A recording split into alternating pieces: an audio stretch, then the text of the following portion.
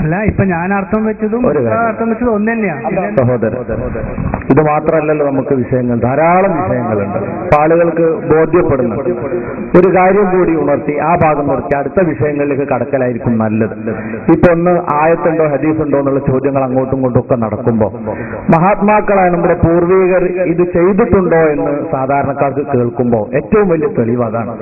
നമ്മൾ ഒരാൾ ഒരു ആയത്തോരി അങ്ങനെ പറയും, വേറെ ആൾ വെച്ച് ഇങ്ങനെ പറയും.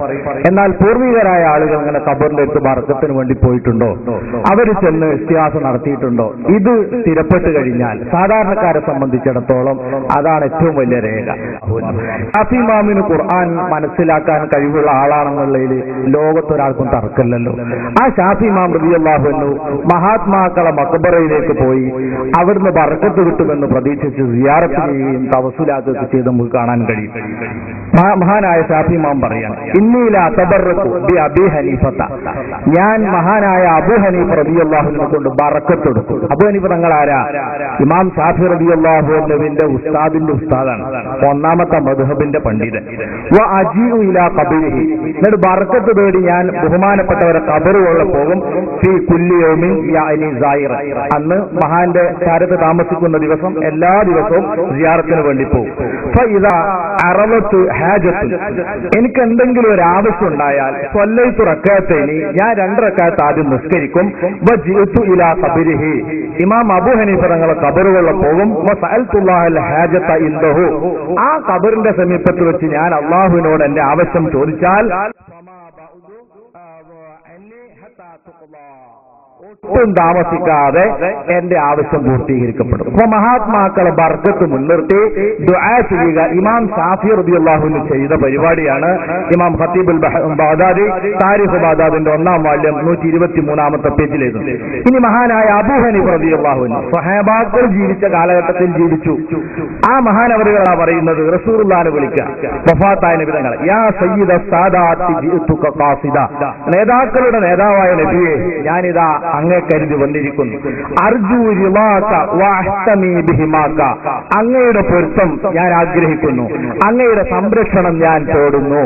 ആരാ പറയുന്നത്? മഹാനായ അബൂ ഹനീഫ റളിയല്ലാഹു അൻഹു. മഹാനായ അബൂ ഹനീഫ റളിയല്ലാഹു അൻഹു ശിർക്ക് തിരിഞ്ഞില്ലേ, തൗഹീദ് തിരിഞ്ഞില്ലേ, വഫാത്തായ നബി സല്ലല്ലാഹു അലൈഹി വസല്ലമയോട് സഹായം തേടിയാൽ അതും മുശ്രിക്കായി പോകുന്ന പരിപാടിയാണെങ്കിൽ മഹാനായ അബൂ ഹനീഫ റളിയല്ലാഹു അൻഹുവിനെ കുറിച്ച് മുജാഹിദുകളുടെ സർവ്വ പുസ്തകത്തിലും റഹിമഹുല്ലാഹ് എന്ന് എഴുതാറില്ലേ, പറയാറില്ലേ?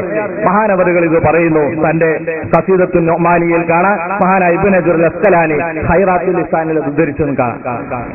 അതുപോലെ തന്നെ മഹാനായ ഇമാം നവവി റളിയല്ലാഹു അൻഹു 2-ാം ഷാഫി എന്ന് മുജാഹിദുകളുടെ നിരവധി പുസ്തകത്തിൽ എഴുതിയാൽ ബഹുമാനപ്പെട്ട റസൂലുള്ളാഹിന്റെ ഖബറിനടുക്കൽ ചെല്ലുമ്പോൾ എന്താ ചെയ്യേണ്ടത് വിശദീകരിക്കുന്നു. സുമ്മ യർജു ഇലാ മൗഖിഫിൽ അവ്വൽ ഖുബാല വജ്ഹി റസൂലില്ലാഹി സ്വല്ലല്ലാഹു അലൈഹി വസല്ലം, സലാം പറഞ്ഞ് പിന്നെ 2 സ്വഹാബാക്കൾക്ക് സലാം പറഞ്ഞ് പിന്നെ നേരെ വന്ന് നബിതങ്ങൾക്ക് മുഖാമുഖമായി നിൽക്കണം.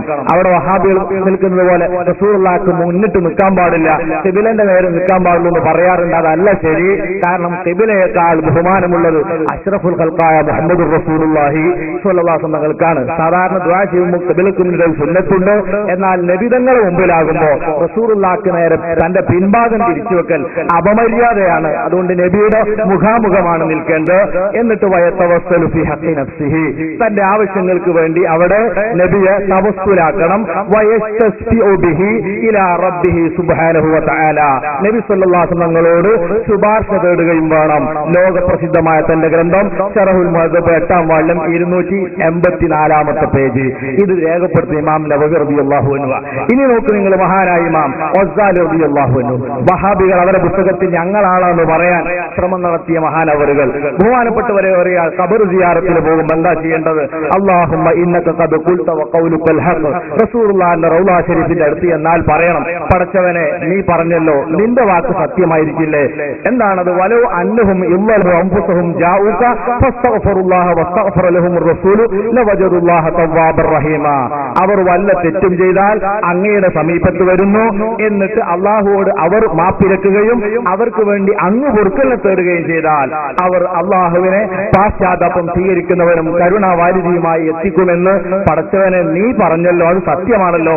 അതുകൊണ്ട് അല്ലാഹുമ്മ ഇന്നാ ഖദ് സമിഅനാ ഖൗലക, പടച്ചവനെ നിന്റെ വാക്ക് ഞങ്ങൾ ഇതാ കേട്ടിരിക്കുന്നു, അമ്രക നിന്റെ കൽപ്പനയ്ക്ക് ഞങ്ങൾ വഴങ്ങുകയാണ്. ഇത് റസൂലുള്ളാഹിന്റെ വഫാത്തിന് ശേഷം ബാധ കാണുന്ന നബിയ്യക അങ്ങയുടെ പ്രവാചകനെ കരുതിയതാ ഞങ്ങൾ വന്നിരിക്കുന്നു. മുസ്തസ്ഫീന ബിഹി ഇലൈക ആ നബിയോട് നിന്നിലേക്ക് ശുപാർശ തേടിക്കൊണ്ട് ഫീ ദുനൂബിനാ ഞങ്ങളുടെ പാപത്തിന്റെ കാര്യത്തിൽ. ഇമാം ഗസാലി റളിയല്ലാഹു അൻഹു ഇഹ്യാ ഉലൂമുദ്ദീനിൽ ആ സിയാറത്ത് വിവരിക്കുന്നിടത്ത് വിശദീകരിച്ചത് കാണാം.